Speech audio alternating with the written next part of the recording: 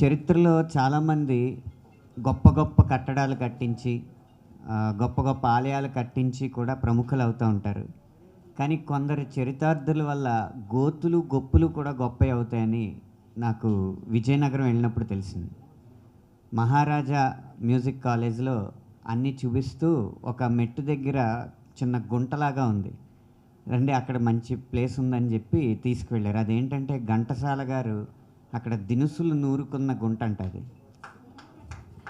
అంటే ఒక ఒక చరితార్థుడు నడిచిన ప్రతి అడుగు కూడా చరిత్రకి బాట చూపుతుంది అనడానికి అది నిదర్శనం.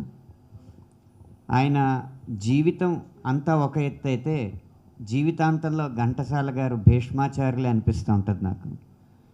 ఎందుకంటే అర్జునుడి చేత అంపశయ్య నిర్మింపజేసుకున్న తర్వాత దాని మీద పడుకుని ధర్మరాజు గారికి కనీసం 1000 పేజీలు వాల్యూమ్ ఉన్న ధర్మ శాస్త్రాన్ని బోధిస్తూ ఉంటారు భీష్మాచార్యులు.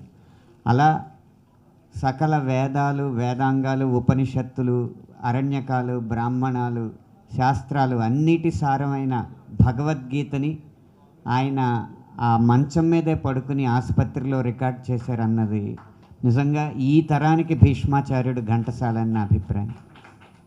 అలాంటి గొప్ప వ్యక్తి గురించి తీసే ఈ చిత్రం సినిమా లెక్కలకి అతీతంగా విజయం సాధించాలని మనస్ఫూర్తిగా కోరుకుంటున్నాను. ఒక్కొక్కసారి ఒక పదానికి 2 అర్థాలు రావడం జరుగుతూ ఉంటుంది, కానీ ఆ 2 అర్థాలు ఒకే చోటకి రావడం అనేది చాలా అరుదుగా జరుగుతూ ఉంటుంది. ఇక్కడ గాత్రం అంటే గొంతు అని అర్థం ఉంది, గాత్రం అంటే శరీరం అని కూడా అర్థం ఉంది. మన కేసీ అనుకుంటాం మేమందరం, కృష్ణ చైతన్య.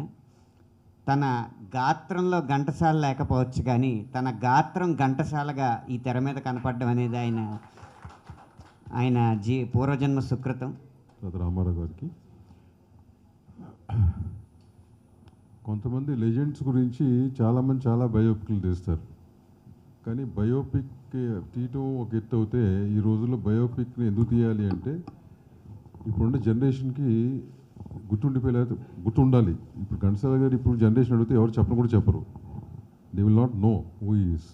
సో అట్లాంటిది ఇంత గొప్ప వ్యక్తుల్ని చిత్రరూపంలో తీసి ఈ అంటే ఫర్ ద ఫ్యూచర్ జనరేషన్ కానీ పర్మనెంట్గా వాళ్ళకి తెలిసేటట్టుగా చేయటం అనేది చాలా సాహసంతో కూడుకున్న పని యాక్చువల్గా అవుతాయి కనుక ఇవాళ ఉన్న ఇండస్ట్రీ పరిస్థితులు చూస్తే కనుక. బట్ ఫైనాన్షియల్గా ఆయన ఏం ఆశించకుండా ఆయనకు ఉన్న ప్యాషను, ఘంటసాల గారి మీద ఉన్న మమకారంతో ఆయన చేశారని చెప్పి అందరూ చెప్పారు. So it's a very great thing is done. మాటల్లో మనం ఏమి